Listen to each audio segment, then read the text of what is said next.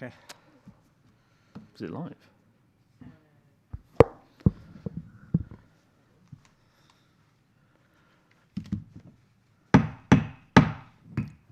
Welcome to the Foreign Correspondents Club of Japan. My name is Fred Varco, a member of the Professional Activities Committee. Before we start, can I ask everybody to turn off their mobile phones or set them to stun?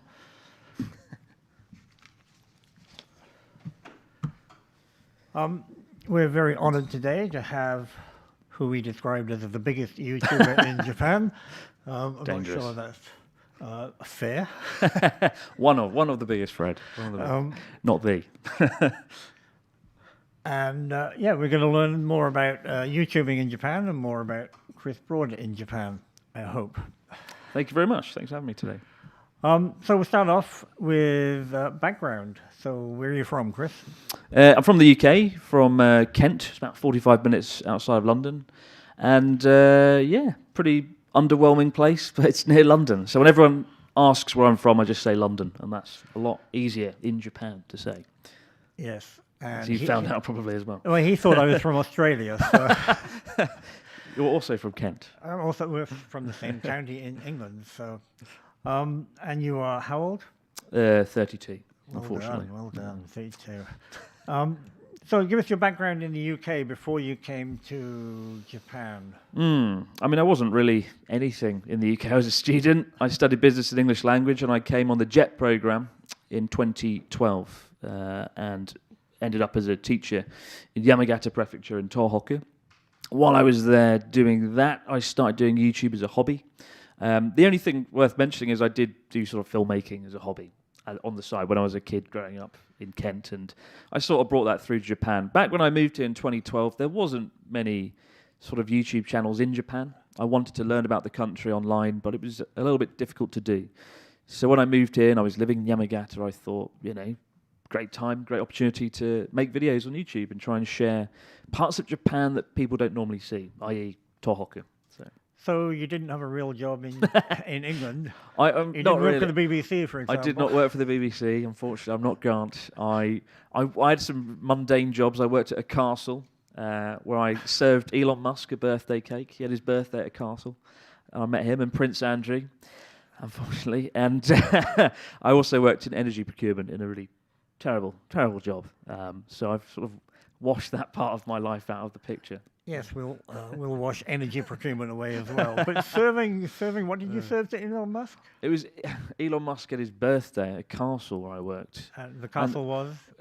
I don't know if I'm allowed to say, really. It was Leeds Castle. Wasn't a bouncy castle? It wasn't a bouncy castle, it was a real castle, Leeds Castle. Leeds Castle, which is one of the finest castles. It's a very beautiful castle. In England. It bills itself as the most beautiful castle in the world.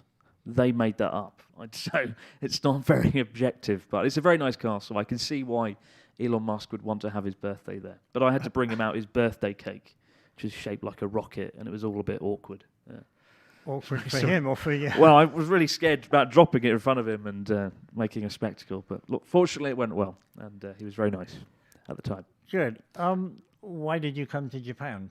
I mean, after university, I wanted to live overseas. Japan always seemed like the most fascinating culture in Asia. I did some papers on the Japanese language while I was a student doing linguistics on Keigo. And yeah, I came across the JET program. I think it was really the JET program that sort of drew me in as this incredible teaching program, the world's largest exchange program. And it just looked like a fantastic sort of opportunity. So if it wasn't for JET, I don't think I would have been here. And with JET, where were you teaching? Who were you teaching? I wanted to be in Kobe because I wanted to be near Kyoto and Osaka and lots of nice cities like that. But they decided to put me in Yamagata, which is very, very far from Kobe. And there I worked at the largest senior high school in all of Tohoku, actually, with about 1,500 sort of 16 to 18-year-old kids. Yeah. And was that rewarding or was it horrifying? I was probably somewhere in the middle, to be honest. It had its ups and downs. The Japanese education system is quite a tough thing to wrap your head around. Often you feel like you're not really making a difference or a change, doing anything of value, to be honest. But it was a good experience. I don't regret it. Students were great. Teachers were awesome. Everyone was lovely. But it's hard to quantify anything like any benefit sometimes in those 3 years that I actually did for the school. But yeah, it was fun. It was fun, and I'd recommend it. You arrived in Japan in which year? 2012 in August. 2012. Okay, and you started your YouTube channel in. I started YouTube the same month, actually. I would only make like one video a month. It was very like a little side hobby. I'd never expected it to go anywhere. Yeah. Well, I watched your first video Oh my yesterday, lord! and Oh god! yeah, I never expected it to go anywhere. It was bad, right? Yeah, it's just me in a tiny Japanese apartment complaining about how small it is, complaining about a noisy bird. You would never know that. The apartment was fine. The green shirt was a bit. Yeah, the green shirt was very dodgy. Very, very bad dress sense back then. I've come a long way since then. Journey to Sendai, well, from Yamagata, it's not very far. No. So how did you make the transition from Yamagata to Sendai and from high school teacher to YouTube person? I mean, the first year of doing YouTube, I think I had 1,000 subscribers. It wasn't good. But I sort of joked if I ever got to 100,000 subscribers, then I would do it full time because that's enough to make a living. And by the end of the third year, it was at that point. And I thought, well, I'd be mad to let this go, to go back to the UK, this is a great opportunity. But I knew Yamagata, where I was, the town of Sakata, it's a very remote place, not many opportunities, and it's just too far out.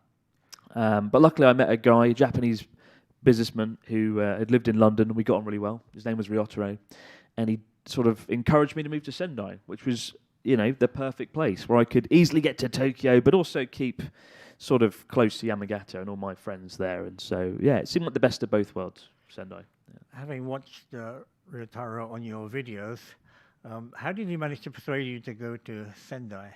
Rather than, say, Tokyo. If you're going to be a YouTuber, you would think Tokyo would be the obvious place. I don't know, really. I think because he works in sort of tourism, he had a lot of contacts in Tohoku. And it became quite obvious early on that we had a good sort of relationship. Like, we could be more like just, good friends and just rip each other out and make fun of each other. There was a good dynamic there. But his sort of network and his contacts really made it happen. And, most YouTubers at the time lived in Tokyo. And every YouTuber today, most of them, 90% still live in Tokyo. I felt it was kind of exciting and unique to be somewhere different, like Tohoku. And at the time, Tohoku was having a very tough time because of the Fukushima nuclear disaster and because of the tsunami. And so it felt like I had a sense of purpose there almost, trying to help promote it and help put it on the map. Because if you look at a Japan guidebook back in the day, Tokyo had like 30 pages, Kyoto had like 25 pages, and Tohoku had like 2 pages. It was a disaster. It was a shit show. So I really wanted to try and help put it on the map. And I think we did help in some way over the last sort of 7 years of doing that. So do you still feel the pull of Tokyo? I mean, everything I do and everyone I meet is in Tokyo. Inevitably, I come to Tokyo like once every 10, 12 days. And that's great, but it's nice to get back to Sendai, back to sort of a more peaceful environment, and it's nice to still live not in Tokyo. Yeah. What about your other favorite places in Japan? What appeals to you in Japan in terms of places that you've visited? I think the most jaw-dropping, beautiful place in Japan is the Setouchi Inland Sea. There's nowhere else like it in Japan. It's absolutely stunning, lots of desert islands. Get a bike and cycle over the Shimanami Kaido, over the islands, beautiful. Kyushu, Mount Aso, just a jaw-dropping landscape. And probably my favourite prefecture on mainland Honshu is Aomori, just because it's got a sort of diverse range of foods and sushi and apples and cider and just a very distinct, rich culture. Can we go through your YouTube journey? I know you said you started filming in your apartment in your green shirt and not much else. Describing your sofa was in the first video. Can you give us sort of maybe stages of progression? I mean, there wasn't much progression for the first 3 years. It was all just set in Sakata, in Yamagata Prefecture, 3 years. And then when I moved to Sendai and I met Ryotaro, the videos sort of turned to being focused on Tohoku for the next 3 years. And then beyond that, moved to Japan and focusing on everything. But there's been different stages. Like in 2018, I made my first sort of documentary style video on the tsunami, meeting locals up and down the coastline that have been affected. And I made a documentary on the Fukushima nuclear disaster, and then documentaries meeting interesting folks like Ken Watanabe, the actor. So I've sort of gone from vlogger in a crappy green shirt in my apartment to doing sort of bigger scale kind of documentaries that are almost TV level quality production wise, I'd say. And that's been a really fun journey to go from rubbish to doing something like that, I think. Yeah. Yeah, so technically, I mean, I know you said you wanted to do more cinematic kind of documentaries and films, and I guess you're still progressing. I mean, you're doing pretty good now. Thanks. I'm not trying to downplay what Well, you thank do. you, Fred. But did you have some kind of background in filming or video before you started? Not really. I mean, I did film and media at school. I made the odd video in my free time, taught myself how to edit. But really, no, it was all sort of self-taught. Like most YouTubers, you know, they learn on the job, and it's a great way to learn. Making videos, getting it done, editing it. There's no better way to learn. So what did you use to film your first videos? It was a Canon 550D, really crappy camera, and it did the job. I think the first videos in 480p that you saw with the green shirt, that's 480p. So now we're at 8K sometimes, so come a long way since then. But I'm more interested in the progression, you know, from a technical point of view, maybe from an editing software point of view. But in terms of camera equipment, have you moved? I mean, you're a cameraman now, right? Occasionally, I do use a lot of cameramen for certain jobs, like documentaries, like the Ken Watanabe documentary. We had about 2 cameramen on it and sort of a producer that helped. So for bigger projects, yes. But honestly, probably 60% of the time, it's still me filming myself with the camera, using like a Sony A7S III or a Sony A1 8K camera. So the equipment's come a long way, but it's still, you know, trying to have that personal touch as a YouTuber, trying to do it yourself. I think it's all. That's what the essence of YouTube is, having that one-on-one between the viewer and yourself, I think. So if you have cameramen and they're filming away the other side of the room, it adds some distance between you and the viewer, which I think is bad. Yeah. And what about in terms of editing? How did you make progress with editing? I just literally did it in a room. 200 videos I edited myself, and you just sort of learn as you go, really. But I drew a lot of my influences from TV shows and whatnot in the UK and how they edited. So I kind of stole editing techniques from television rather than documentaries YouTube. Or Monty Python. Well, Charlie Brooker's Screen Wipe, for example, really good TV satirist over in the UK, and Stuart Lee, comedians. So yeah, basically British TV's been my guiding influence in my editing style, I'd say. What about software? What do you use for software? Adobe Premiere Pro.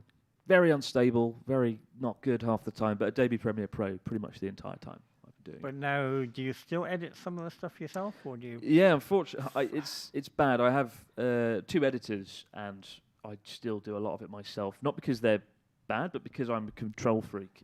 And when you've done this for 10 years, you know you want to keep controlling it. You want to do it your way. So it's been a real battle. One of the hardest things has been learning to let go as an editor and sort of hand it over to them. But I have to if I want to be able to progress. So everything's been done.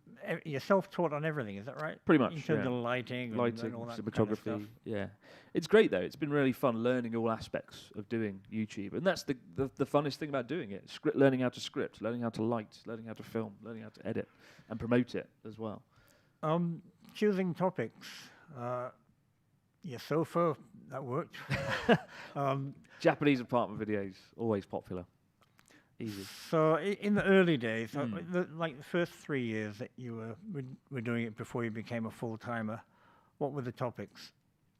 Kind of like generic videos about living in Japan. The first one was moving to Japan in my Japanese apartment. Second one was culture shock, the sort of experience of moving to Japan as a whole. Third one was driving in Japan. The fourth one was robot restaurant. I think the fifth one was climbing Mount Fuji. So they were sort of quite grand, sweeping topics, rather than just me in my apartment being depressed in my green shirt. I tried to focus on sort of larger topics that I thought would be sort of appealing to a wider audience. Yeah. Now, you're known for being more of a comedic type. I don't know about that. That's YouTuber? sarcastic, probably. There's a lot of humor. There's a lot of humor in your videos. But as you say, you've tackled serious stuff as well. Is there any kind of conflict between that? No, I think that's half the fun of doing YouTube. Is each video is you throw yourself into a different project, right? Yeah. And it's a completely different learning experience. Like the tsunami, you know, one week I'm doing something silly and comedic, like trying Japanese snacks, and then the next week you're off making a serious documentary about people that lost their lives in a devastating event, right? And it can be a bit odd at times, but that's the essence of what makes YouTube great, I think. It's you get to do all these different things and sort of meet these different people, have these experiences. Recently, have you done many serious stuff? No, not really. Natsuki and Dr. Jelly. Yeah, Dr. Jelly and Natsuki, not so serious. No, not really. The most serious one I've done this year is probably meeting Ken Watanabe and focusing on what he did after the tsunami. That was kind of serious to some extent, but no, probably not. And do you ever think, I mean, you've been doing it for 10 years now, do you ever think you're going to run out of ideas of something to do in Japan? Sometimes on the subject of travelling in Tohoku, I've been to every corner of Tohoku 3 times, and so that in particular, I've run out of ideas in Tohoku maybe. But certainly not in West Japan, Kyushu and sort of that direction. I've still got a lot of things to do there. And while I've been to every prefecture in Japan now, very lucky to have done that, there's still lots of stories and people and places that have yet to be discovered, particularly people, you know, interviewing people and hearing their stories, something I've neglected, I think, a bit over the years. How much groundwork do you have to do when you're maybe invading people's privacy in some ways, because that's what YouTubers do, right? And do you have any kind of negative stories from people who don't want a camera in their face or a camera on their territory? Not really. I did do a video in Osorezan once, which is this sort of beautiful temple in Aomori. It's a really sacred temple. And Osorezan's inside a caldera in a volcano, and it was steaming away sulfur. And it was a subsidized video by Aomori, so they had to watch the video before they approved it, and I uploaded it. And I was covering different places in Aomori. So I went to Osorezan, I made a video about the temple and the sort of nature of the sulfur and how it smelt awful. And they watched it and they weren't happy about that. They didn't let me put the temple in the video because I'd made fun of the sulfuric rocks and everything. So that's probably one example. For the most part, no, people are very good about it. People don't really mind. Obviously, you've got to be careful in Japan filming out in public, but some people are a bit funny about being on camera. But. Okay. The reason why I bring that up, there was a famous writer many years ago in Japan called Alan Booth, and he wrote a couple of very famous books, The Roads to Sata and Lost Japan. Yeah, and he recounted an incident in Tohoku, I think it was, where he was fluent in Japanese, and he was talking to these villagers, and they were saying, "Who is this monkey? What does he want?" My lord. In Japanese, and he understood every word because he was talking to them in Japanese. And there was like this disconnect between who he was and from a different planet almost. Have you ever had any kind of reaction like that? Negative reaction? No, thank God, no. If I had, I would have made a video on it because it's just such a. That would have been, you know. You obviously haven't been to every corner of Tohoku. No, I mean generally, yeah. I mean sometimes. People are, particularly in Tohoku, are quite shy and they will flee away from you sometimes, and people keep their heads down. Whereas if you go somewhere like Osaka or Kyushu, people are a lot more engaging, I find, and willing to talk to you. Whereas Tohoku, it's a lot more hard work to actually break through and get to know someone, I find. Yeah. Whatever any inherent racism of that scale, thank God. No. If I had, I would have made a video on it, probably. You know. Levels of Japanese. How is your Japanese? It's disappointing. It was good once when I worked at the school when I had to use it every day. But by virtue of the fact I don't use Japanese every day, it's sort of gone downhill. So I can get things done, but I don't feel comfortable speaking fluently in front of an audience. So don't make me do it now, Fred. You'll be going out the window. Not happening. When I got Trash Day, they talked in Welsh, Thai, and Japanese. Well, they like to show off with their knowledge. can Joey's talk in- fluent at Japanese, Grant, Thai, Connor Welsh. I've nothing. But if you're out filming on your own, can you get by? Oh yeah, I could walk into a bank and do a bank contract and all the mundane stuff, and yeah, I could get by. But yeah, I admit it is disappointing that I still don't have full confidence in my Japanese, and yeah, it's a shame. I regret that. And question that somebody else suggested to me: how Japanese have you become? How Do you bow on the telephone, for example? I don't bow on the telephone. I think maybe I have done that actually. I don't know. I think I'm a lot more aware of how I'm interacting with people in everyday life. Like I feel like you need almost like a sixth sense in Japan about how you're treating people around you. You've got to be conscious all the time of what you're doing, and I feel like that I have that when I'm out in public. So you become a little Japanese. A little Japanese, a little bit Japanese, yeah. But for the most part, I've tried to stay to being myself. Obviously, one of the main things in Japan is you kind of keep your opinions to yourself a lot, right? And I found that doesn't really work when you're doing YouTube, and you have to be opinionated and a bit of a dick. I've been guilty of that. Yeah. We won't go into that. Dealing with trolls. You must get. I know you get haters because you do videos on them occasionally. It's half the fun. How do you react to that? It's brilliant. And how has that changed since the first one, where presumably you may be a little more sensitive? I mean, I love it. It's my favourite part of doing YouTube. I remember the first time I made a video on hate comments, 2015. I piled them up, all the best ones, over the course of a year. And I made a video about it called British Guy Reads Hate Mail. It was all the rage at the time. Everyone was making hate mail videos, right? And I took those comments, made a video that did very well, and was very well received, and I made a few $1,000s from it. And I took that money and had a holiday in Taiwan for 10 days, and it's bloody brilliant. And unfortunately, YouTube's got very good now at removing those comments and just wiping them out. And it's a shame, because I miss them. It's the best part of doing YouTube, getting free holidays to Taiwan off haters and unpleasant individuals. But it's fair to take criticism for sure. But there was a lot of monsters back then, 2015. People were very much anonymous with their comments, right? Yeah. And so they could say terrible things. But do you read all your comments? No, I just simply couldn't. I think the average video gets something like 4,000 or 5,000 comments. When I release a video, I read through the comments the first few hours, maybe the next day a little bit, but after that, not so much. I think it's important. Do they ever get to you? Occasionally. If you're having a bad day and you read a comment from someone saying you should kill yourself or something, then that can get to you, for sure. But for the most part, no. I've been lucky in that regard. Just by making those videos and exploiting hate, it's just an amazing thing. Turning something so inherently shit and negative and flipping it around. I loved it. I really did. Yeah. So, do you have to have a thick skin, or? I think you do to some extent. I do know YouTubers where it's affected them and it's had a bad effect. Particularly, I think girls doing YouTube, female vloggers, get it a lot worse than guys. They're under a lot more scrutiny in general. But yeah, you do need a bit of a thick skin, otherwise it will get to you. And it's a real shame when that happens. Yeah.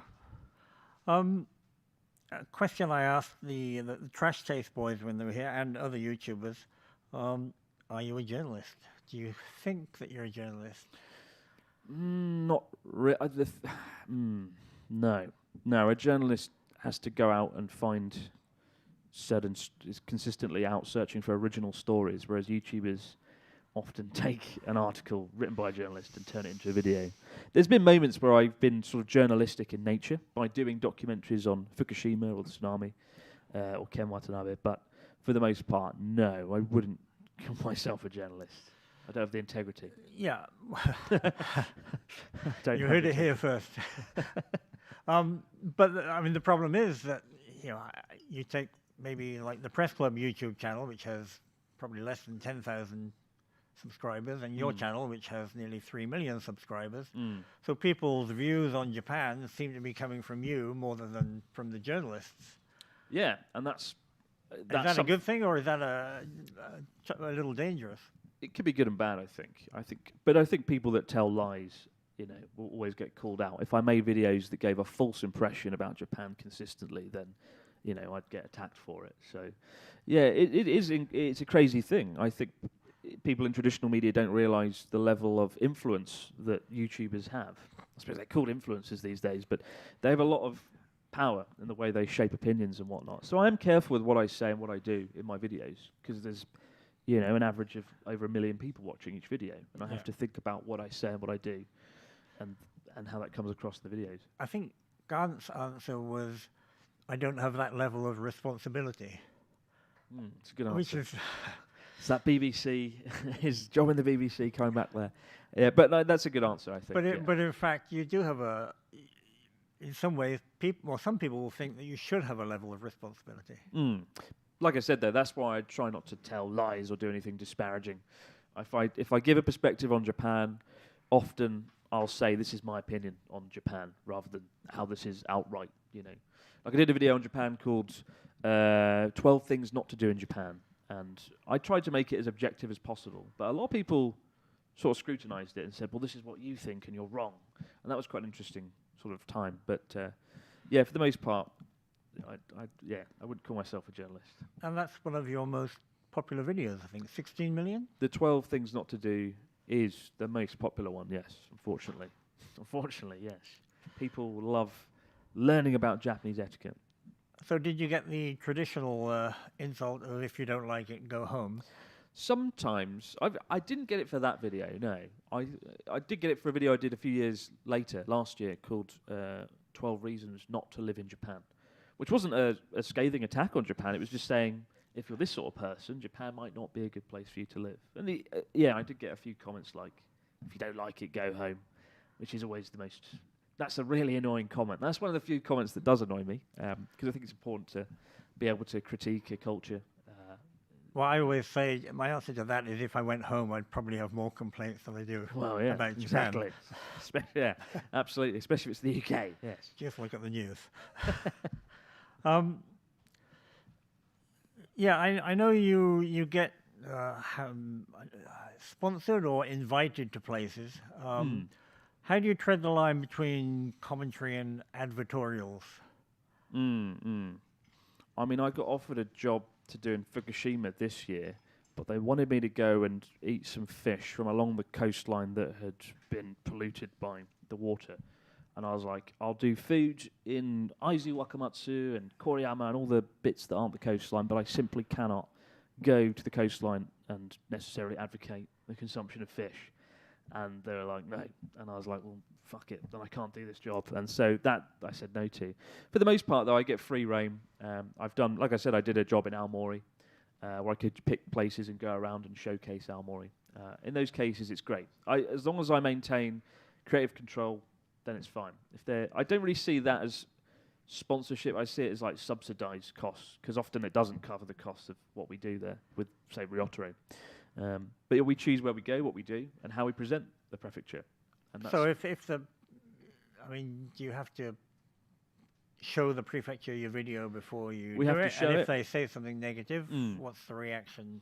It's actually very rarely happened. It's very rarely happened.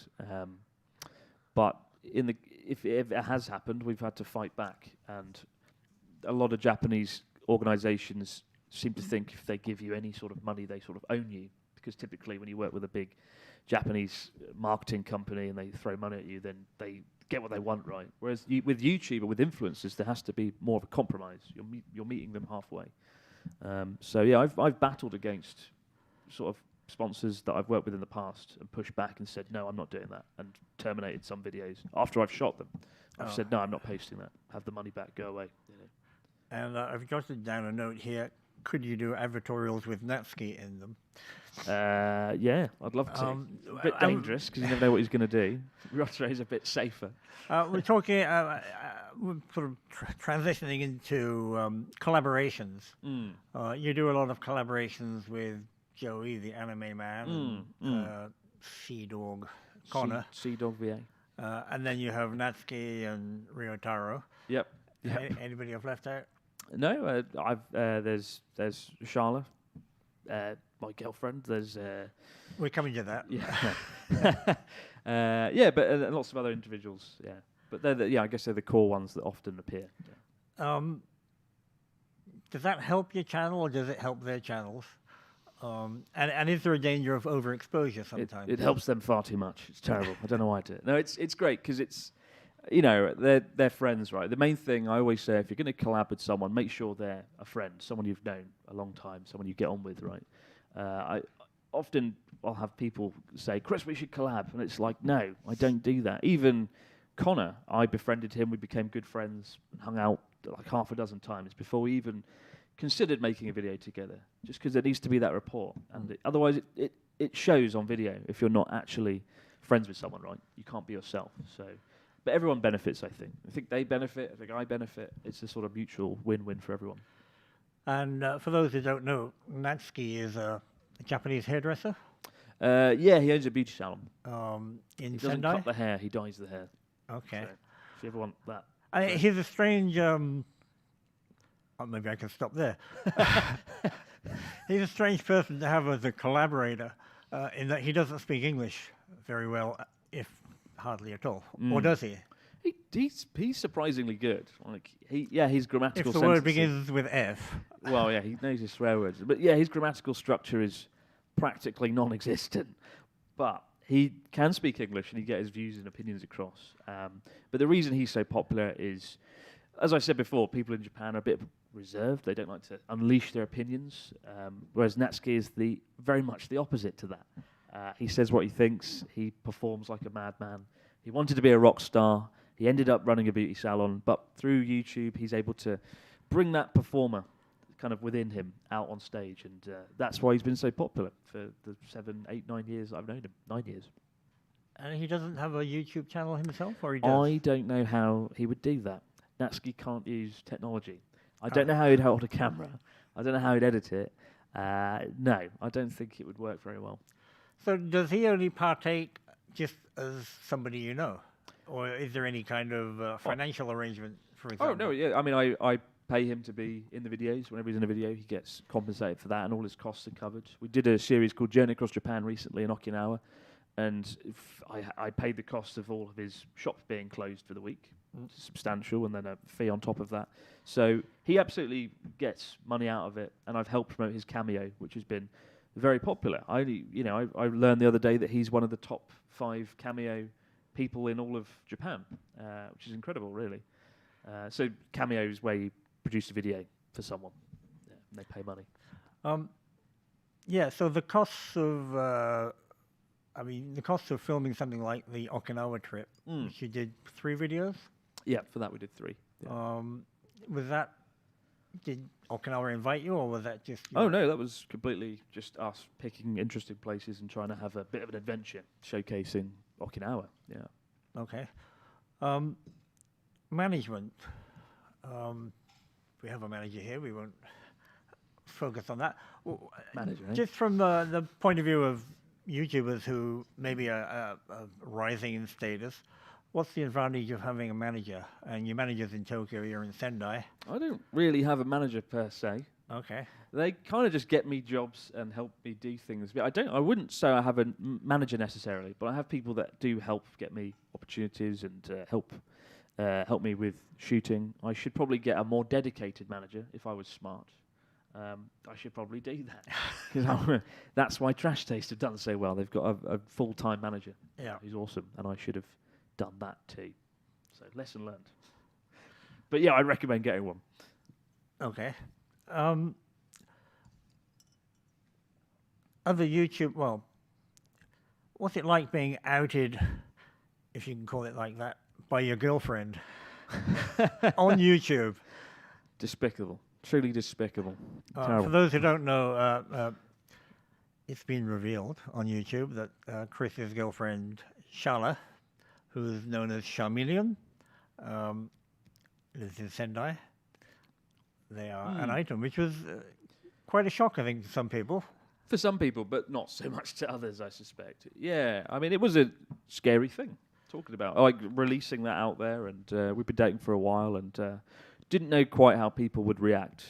People were like, why didn't you tell us sooner? But obviously, with a relationship, you want to make sure it goes smoothly before you announce it publicly, because there's so many YouTubers that have a relationship and it implodes spectacularly in full view, public view, and I wanted to make sure we weren't going to have that happen. It's been great. Everyone was very nice about it, and it could have gone better, really. So how much was how long was the trial before you actually revealed? Bloody years. Okay. Yeah. In the years, yeah. But did you get any kind of negative reaction from that? I thought we would, but no, I don't think I saw a single comment saying anything bad, which took me by surprise, I thought, because doing YouTube, you have to be very transparent, you have to be very open about pretty much every aspect of your life. So I thought by hiding such a big part of my life, it would have some blowback. People would be like, well, I can't trust you because you kept your relationship hidden for years. But I saw nothing like that, and that gave me a lot of faith in humanity. So that was really good. Surprisingly, no. And are you collaborating with Sharla? Yeah, we filmed some videos together. Yeah, for a fee, she gets to be on the Abroad in Japan channel. No, we've been doing videos together, and that's really nice, right? Be able to just hang out, make videos together naturally, in a way that we felt we couldn't almost do for the last few years. Other YouTubers in Japan, it seems like there's quite a few at the moment. And when I first started watching YouTube videos by people in Japan, I was kind of appalled about how bad they were. Not technically so much as cliched. Right. There was a lot of cliches. What are your opinions about some of the other YouTubers in Japan? Terrible. They're awful. No, everyone's great. I've never really met a YouTuber in Japan that I've not got on with. Everyone has their own story to tell. Everyone does it differently. I've nothing against anyone really. But all I know is I set out to make something to a sort of higher production quality than we were used to at the time. Like back in 2012, it was just vlogging, sort of filming yourself walking around. And that's still popular, and it does well. But I wanted to do something that was closer to TV quality, because I felt that would make Japan more accessible to a wider audience, right? But there is the problem of cliches in Japan. I mean, everybody does seem to tackle the same topics. Absolutely. Admittedly, maybe in different ways. It's unfortunate, but you kind of have to. Everybody has to make the generic apartment video, and everyone has to do a love hotel video, and all these sort of videos. There's a sort of tick box sheet of videos, and that always do well about Japan. And I've done them, and I'm as guilty as anyone. And you kind of have to do them if you move here, right? You have to do the generic, boring stuff to get to being a sort of bigger YouTuber, I think. And of course, the biggest YouTuber in the world has come to live in Japan. What do you make of PewDiePie? Yes. What do you make of that? Yeah, I think it's great because he's come to Japan because he loves the culture. He wants to live here and embrace it. And he's a really nice guy. I've been lucky to meet him. And it'd be exciting to see what he does in Japan and what he gets to do. You talked about interviewing famous people. You did Miyavi, I think. I did. My friend did Miyavi, I think. I did. You did a rock person. Hyde from Hyde. Yeah. And Ken Watanabe. Yes. And anyone else? I think that's it. Yes. Is that a road that you think you can go down? I toyed with it, but I'm not. It's not really my kind of thing. Maybe if the right person came up, it'd be interesting to do like a politician or something. But I don't know. It's not really the essence of what makes Abroad in Japan great is less serious topics, I think. And as much as I enjoyed, and I have no regrets of spending a week with Hyde or a week with Ken, it's not necessarily something I'd like to do again in a hurry. It took a lot of effort to do that. When you're spending time working with Japanese talent, there's a lot of pitfalls and hurdles you've got to overcome, right? Especially with the talent agencies. Yes. And it sucks some of the fun out of things, right? So how did the Ken Watanabe thing come about? Was that a Tohoku thing or Sendai thing? Yeah, a friend of mine who works in the media, he sort of messaged Ken with a proposal. Ken Watanabe owns a coffee shop in Kesunuma called K-Port, and he was very involved with the reconstruction process, or sort of just raising awareness of what happened with the tsunami, because famously the tsunami didn't get as much media attention as it should have, particularly outside of Japan. Everyone obsessed over the Fukushima nuclear reactor. And then obviously I through the work I did with Ryotaro, promoting Tohoku, I tried to help promote it. So there was some overlap there. And once we reached out to him and said, look, this is what I've done, this is what you're doing, maybe there's a potential to spend a week with you and hear your story. He was very receptive, surprisingly. And it was kind of unheard of for Ken Watanabe to just appear in a YouTube video. So I'm kind of proud of that happening, and it couldn't have gone better, I think. It went really well. He's a fantastic man. So were you in control of the production? Yeah, I oversaw it. I was sort of directing it whilst presenting it. I was nervous, for sure. Didn't sleep the night before I met him, because I was so nervous, because I just wanted it to go well. I just wanted it to go smoothly, and I was very nervous about it. And it felt almost surreal. It didn't feel like it was even happening. And right up until the day the video went up, I almost felt like it wasn't going to happen. It just felt just like a dream, really. It was really weird. Successes and failures. What's been the worst moments or negative moments that you've experienced as a YouTuber? I don't know, really. What has been the worst moment? I honestly don't know. Is there anything that's kind of just fallen flat, or projects which have fallen flat? Well, yeah, I mean, when I did the Fukushima documentary, which I was immensely proud of at the time, it did really badly on YouTube. And I'd spent, I'd made a video where I'd eaten like a Kit Kat, a silly flavoured Kit Kat, and that had got like 1 million views. And then I spent huge time resources producing a documentary I was very proud of, and it got like half the views. And that's the point you think, fuck, why am I doing this? And then after that, I had a string of bad videos that just didn't do well. And that was about 2019, and I was like, maybe it's time I stop doing this. I don't really enjoy it anymore.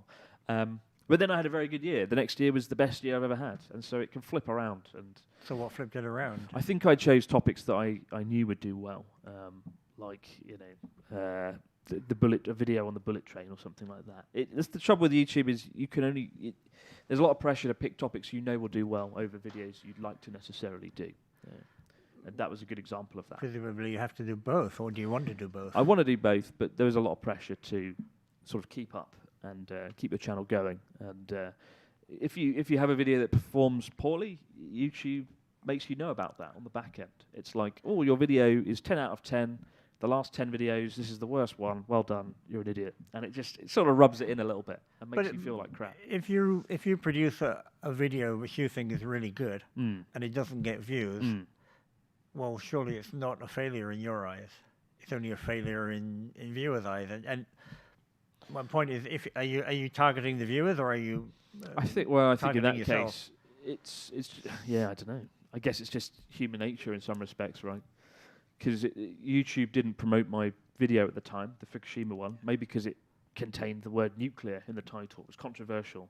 I'd say it was more failure of the platform rather than myself or my audience, because my audience just simply didn't see the video.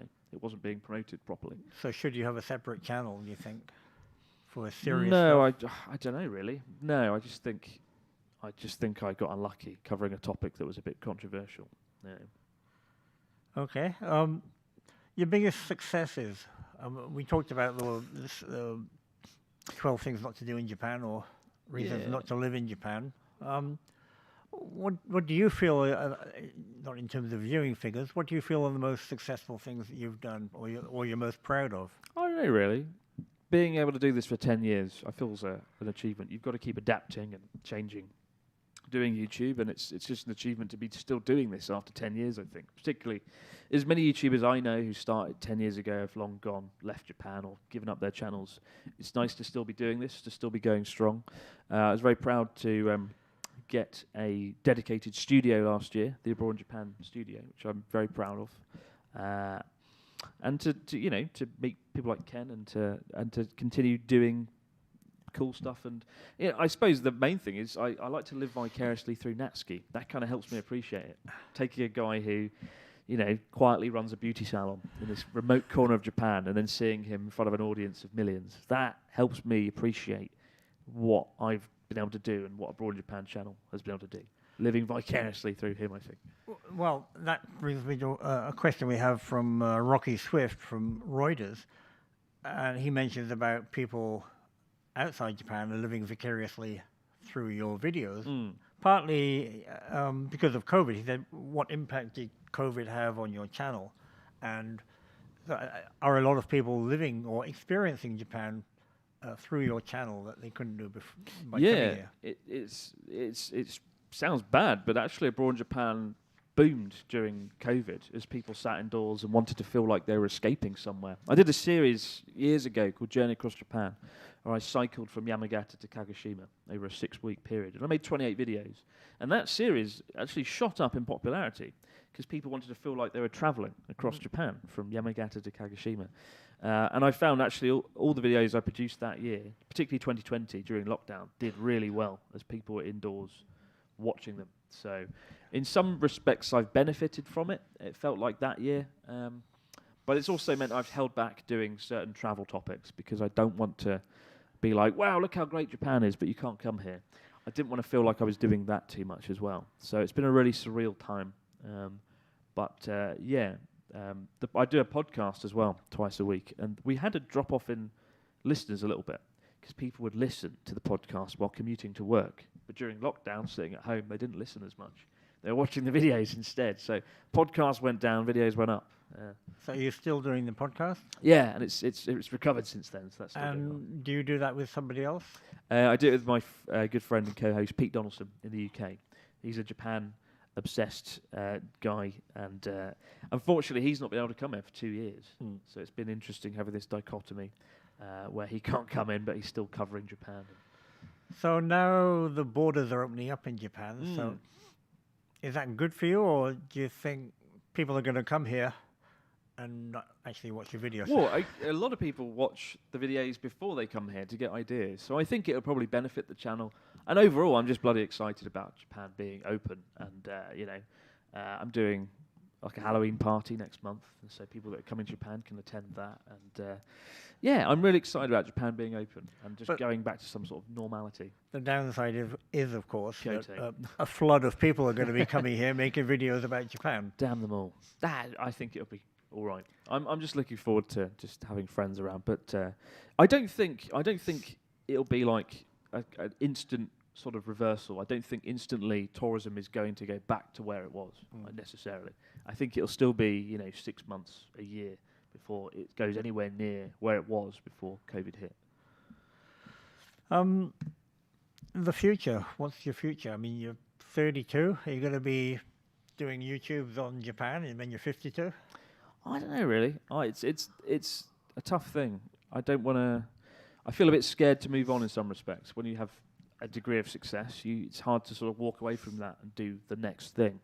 And I don't really know what that is. I suspect I'll divide my time a bit more carefully between Japan, the UK, and the rest of the world. Like, I'd like to do more videos around the world, but whatever happens, I still will keep abroad in Japan. I'll still be producing regular content on there, and there's still lots of places in Japan left to cover. You haven't thought about moving to a different country? Well, abroad in China? Abroad in China. Abroad in Belgium? Abroad in Belgium. No, but I do have a second channel just called Chris Abroad, and that gives me a bit more flexibility in what I do and where I go. And I like the idea of having less parameters about where I can do videos, like Abroad in Japan has left me. I'd like to just travel the world and see a bit more, because I've been able to see all of Japan, all 47 prefectures now, and the world's a big place to explore. Okay. We've got questions coming in from various people. We've covered that. Again, from Rocky Swift of Reuters. What can Japan do to increase tourism outside of the major cities and already famous destinations? This is obviously a Sendai question. Just give me all the money. Give me the money and the marketing budget, and I'll go and make 500 videos. Honestly, though, I do think YouTubers and influencers can have a great impact in promoting parts of Japan that you don't normally see. As I said, Tohoku has really gone on the map in the last half decade. And it's not entirely me, but I think I've played a small role in that. I'd say give influencers all the money. Write that down. Okay. I don't know what else they could do, really. Yeah. But, I mean, also just focus on what makes those different parts of Japan unique, right? Often I'll go to somewhere in Japan and there's nothing unique there, and it just doesn't need to be marketed as a tourist place. Focus on something unique. And one of the things Japan does do well domestically for tourists is focus on food. Each prefecture has a local dish or something like that. And so I'd say focus on why people should go to somewhere like Gunma, for example, like great sake and great pork, or focus on why people should go to Aomori, which is, of course, good cider and good tuna and things like that. Give people reasons to go to these places. Yeah. Go off the beaten track, right? Well, I think, yeah, you know that, I know that, but a lot of people maybe don't know that. A question from Ilgin Yorulmaz, a freelance journalist and member of the Professional Activities Committee here, who says, I must confess I like YouTube channel Paolo from Tokyo, a day in the life of a Japanese series. They get millions of views and makes me wonder, why do videos of ordinary people going about their daily jobs attract so much attention? Have you done stuff like that?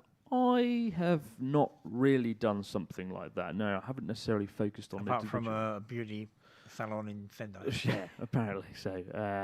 I think it does well. People just are curious about what life is like inside Japan. There's no better way than just focusing on, some individual and their story. Yeah, I've thought about doing it a few times. I think Paolo's nailed the format so well. There's not much scope for me to do something similar. Well, that's one of the problems with YouTube. Once somebody else has done something, why would you do it? Maybe. I mean, the reason I wouldn't do it is I think Paolo does the format well in the fact that he just focuses on subjects and tells their story. But I like to really get to know the person and interview them and sit down with them, which he doesn't particularly do in those videos. And so when I did something with like Ken or Hyde, it's really nice sitting down over the course of a week and getting to really know what makes them tick. And I like that aspect of it. So if I did do it, I'd probably be a bit more personally involved and try and interview them a bit more. But yeah, I think the format is popular just because people want to know what life is like for the regular folks inside Japan who often never have their stories told. Yeah. There are people on the floor here. If anybody has a question, please let me know. Hello. Okay, can you go to the mic and say who you are and give us your question? Isabelle Vastenkist pour lepetitjournal.com. So for a start, thank you because of your video. I went to do Shimanami Kaido cycling. So fantastic. Perfect. So my question is, we saw that PewDiePie came here and have already a 5-year visa, and I was wondering, are there any specific difficulties that you had to face as an entrepreneur here for obtain your visa and stuff like that? Not really, no. That's never been too much of an issue for me, just because I knew lots of Japanese friends that could help me out, businesses that I could work for. But it can be difficult for sure. I think Japan could make it easier, personally. But no, really not that many hurdles there. Yeah. Okay, thank you. Thanks. Anybody else from the floor want to ask a question? Kiki, dozo.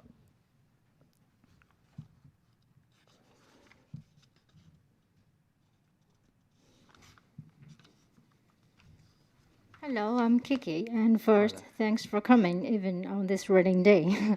So, my question is, as you are very successful influencer now, and the competition of the video game is, the video is getting more and more harder. So, what kind of advice would you like to give to the person who want to open a new YouTube channel? Thank you. Yeah, that's a tough one, really. Thank you. Sorry about that.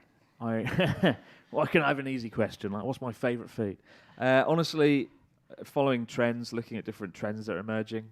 As I said before to Fred, if you do videos in Japan, you've always got to do the standard, generic videos that do well. Like, oh, it's my Japanese apartment. Oh, it's a bullet train or a love hotel. So you've got to do the sort of standard videos. But yeah, really, it is hard. I've no doubt. I was very lucky to get into YouTube earlier. But YouTube is good in the sense that regardless of how many subscribers you have, if you have a video that is popular and people are clicking on, YouTube will promote that video, right?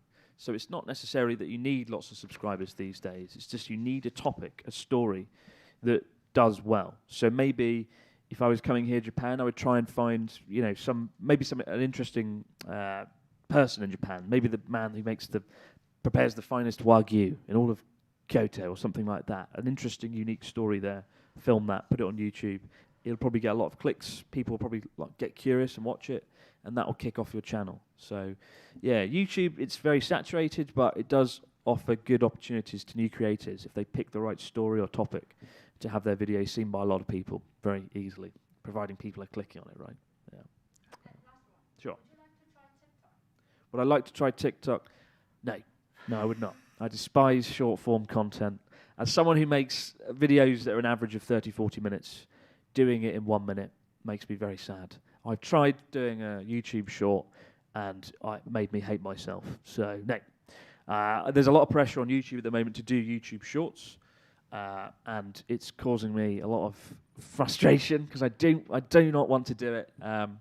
And if YouTube pushes shorts so much that it comes at the detriment of long-form content, then that will probably be the reason I leave YouTube in the next 18 months.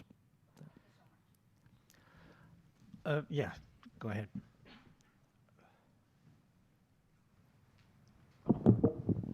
Hi, I've really enjoyed watching your videos for a while now. My question is, as somebody who's closely observing Japan and then reporting on it in a way, in what ways do you think has Japan changed over the past couple of years, and in what ways has it maybe opened up, or what are some of your observations about how Japanese culture has evolved in the time you started making videos to now? It's a good question. I mean, I've heard this question a lot, and really it's only been 2-3 years, so I don't think that much has changed. For sure, face masks are here to stay indoors seemingly forever, which I think is going to be a big problem when foreign tourists come, because foreign tourists have long forgotten that we wear face masks in Japan, right? And so that's going to be a real problem, I think. Honestly, though, I don't think Japan has changed that much. Do you, Fred? Have you observed anything? I've only been here 36 years. 36 no years. Idea. In the last 3 years, though, have you noticed anything? Help me out here. In the last 3 years, I've been stuck in Cuba because I haven't traveled very much, Oh, so no. I wouldn't have noticed anyway. Well, I really don't think. I mean, the good thing about when the Olympics came, Japan spent a lot of time and money making Japan easier to travel and more accessible to foreign tourists. So I think coming to Japan now and traveling the country is a lot easier than it was 5 years ago. Before then, there's a lot more English signs. There's a lot more hotels. Hotels are everywhere now. Back then, it was a bit difficult finding a hotel. Now, they built so many for the Olympics that unfortunately have been underutilized the last 2-3 years. So I think Japan actually is phenomenally well placed now to accept more tourists than ever before in that regard. And I think tourists will have a much better time navigating the country. As long as the mask issue doesn't become a factor, and as long as COVID numbers don't go up too much when foreign tourists arrive, because that will cause problems, I think. Yeah. Thank you. We have a question from David McNeil, one of our Professional Activities Committee members. And he asked, can you explain your business model? Is it as simple as the more traffic you pull to your site, the more advertising you make, the more money you make? Could you give us a little background to the finances of it, if you can? Yeah, so I mean, on YouTube, you have YouTube advertising revenue. So that is, as you say, dependent on the number of views. The more views you get, the more money you get, right, off of ad revenue. And that's quite volatile. For example, September is a bad month, and Christmas, when everyone's buying things, the advertisers shell out, spend big time on advertising. So December's very lucrative on YouTube. January, very bad month. Second way for me is Patreon, which is a crowdfunding platform. I think I have about 7,000 people there who pay a sort of subscription fee, and they get extra behind-the-scenes content and updates, almost like a fan club to some extent, right? I give them insights into what's going on. And then you have sponsors as well. In my case, I also have the podcast, which brings in a little bit. So there's all sorts of ways, really. Yeah, and that's the key. Is if you do become a YouTuber, try and diversify your source of income, because famously in 2017, YouTube had a patch where it just demonetized everyone's videos and caused a lot of stress because all of a sudden your source of revenue's gone, right? And I've always found YouTube to be very stressful in terms of advertising revenue. It goes up and down a lot. So good to have different ways there. And sponsorship, how does sponsorship work with YouTube? No one sponsors my videos, so I wouldn't know. Yeah, I mean, what did I do recently? I did one with a company called Tipsy Sake, and it's like a sake box company, subscription box. So you pay something like $20, $30 a month, and you get a box full of sake. And I promoted that in the video because I thought it's good because they're encouraging people to drink sake from kind of prefectures and places around Japan that normally most foreign folks wouldn't get to try. So they pay an upfront fee, and then they get to be in the video and featured like that. But I'm quite selective over what I do, and so yeah. Presumably because you can afford to be selective. To some extent, yeah. But I spend a lot of my revenue from all this. It goes back into the videos, doing crazy, silly, expensive projects like Journey Across Japan and traveling around with a team and a crew, or the Ken documentary that cost quite a bit of money, having a production team for that. So yeah, I make sure whatever I earn, I try and put back in as much as I can into the videos, and also the Abroad in Japan studio, which is a massive expense, but that has been a great thing to have a dedicated film space that also helped with branding as well, because people associate Abroad in Japan with this amazing studio now. So always try and put as much in as you can from what you earn. And what about merchandise? Have you gone down that road? Yeah. I saw the Dr. Jelly T-shirt today. Yeah, we created this character called Dr. Jelly, and we've been selling Dr. Jelly shirts and shorts, and they've actually been very popular. Yeah, I just came back from a race in Niigata, and I was wearing the shorts, and people bought them. So yeah, Are they buying them in Japan or around the America? world. Yeah, I've neglected merchandising over the years because it's not something I get excited about as a filmmaker who likes making videos. But merchandising is a key part of doing YouTube and being an influencer. I think. One thing we didn't talk about, demographics. What are your demographics in terms of where is your audience and age and nationality? So most of my audience are guys. I think it's something like 70-30. It might be more than that. It might be 80% guys, 20% girls. Particularly between the ages of 18 to 35, sort of my age, I guess. Because my humour's a bit outdated. It's more for older people in their 30s, I think, and late 20s. That's why that's the case. And then I said something like 30% of them are in the US, in America, and something like 15% in the UK, and the rest in Australia, Canada. So, yeah, those are the English-speaking countries make up, obviously, the main proportion. We have another question from Ilgin Yorulmaz, BBC World Turkish station. Do you find British sarcasm is often lost on Japanese people? I think I can answer that. Yeah. Yes. I remember, one of my teachers said something to me once. One of my colleagues, when I was a teacher, was like, "Chris, you should do this," and it was something that was challenging. Like, "Chris, you should climb this mountain," and I was like, I said something like, "I'd rather eat my fingers or chop my fingers off or something," and he was like, "What do you mean? What do you mean?" And it got really awkward, and yeah, the situations like that have happened, so I generally avoid it where possible. There was a famous quote by an English goalkeeper, Peter Shilton, many years ago, who said he cut his right arm off to play for England. Yes, of course. Not very good for a goalkeeper. It just seems a bit awkward if you say something like that in Japan. So yeah, I generally avoid that, and I learned that very quickly, living and working in Yamagata at a school. And another question from Ilgen related to that. What do you find that Japanese people laugh at?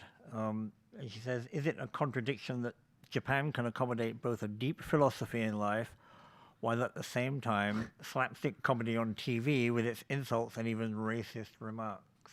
Yeah, it is a lot more slapstick humour, I guess. I've never... there's some good Japanese TV shows, comedy, that I thought were good, but... it's very different from British humour, and I found if I ever wanted to make my students laugh, I'd have to act sort of like a clown and be a bit of an idiot, and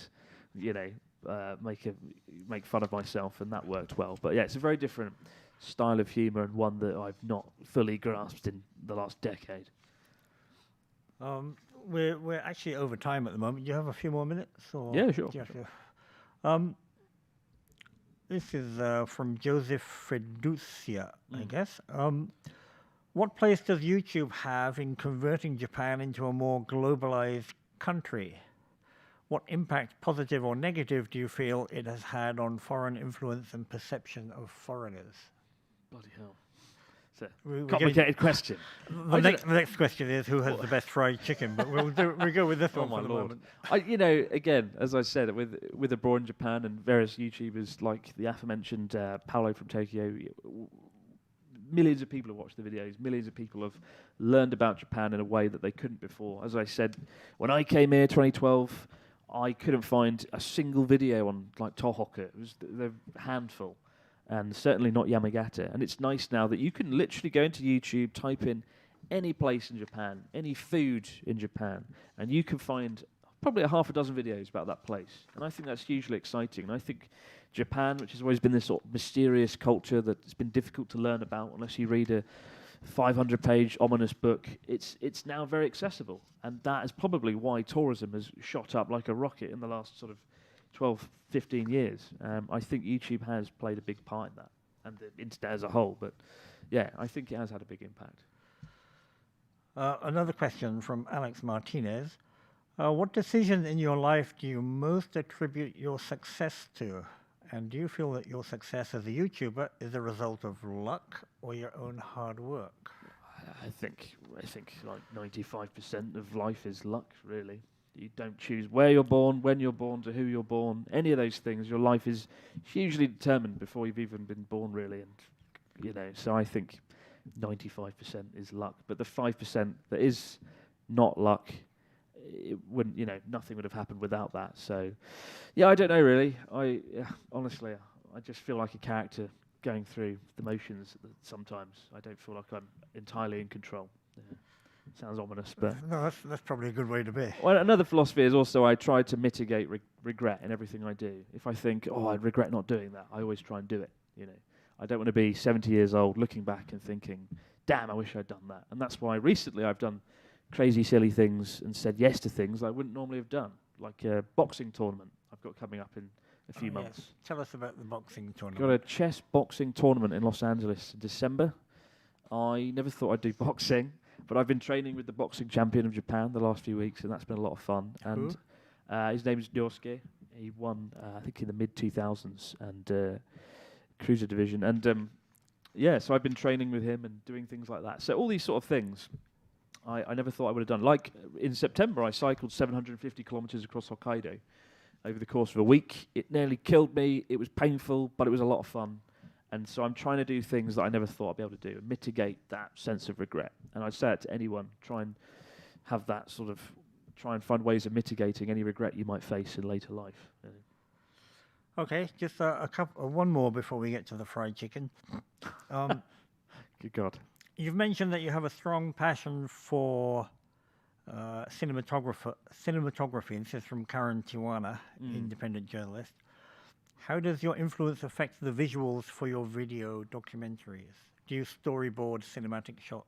I never really storyboard, but I do spend a lot of time on it. I'm particularly proud of a video I did a few years ago when I really got obsessed with cinematography before I realised it wasn't that important to a successful video. Did one called Driving in Japan, and that's got some really nice, beautiful cinematic first sort of 2-minute montage of the Japanese countryside and the sea and the car driving through. But no, I love cinematography. I like trying to be able to tell a story through an image on screen and not have to just speak all the time. That's what I love about cinematography, trying to tell a good image, trying to tell a good story through a nice image that's had some time and thought put into it. And Mr. Harry Cox wants to know who has the best fried chicken in Japan. It's probably still Family Mart, to be honest. Yeah, the Fami Chiki, it's still the best. It's still the juiciest. He's looking for another sponsor. And Lawson's Karaage-kun is good, but Fami Chiki is still the best. If I had a gun to put to my head and I had to choose, Fami Chiki would win every day, hands down. Okay. Okay, we're finished here, and I want to thank Chris very much for a very entertaining and informative hour and 10 minutes. Thanks for having me, Fred. It's been a lot of fun.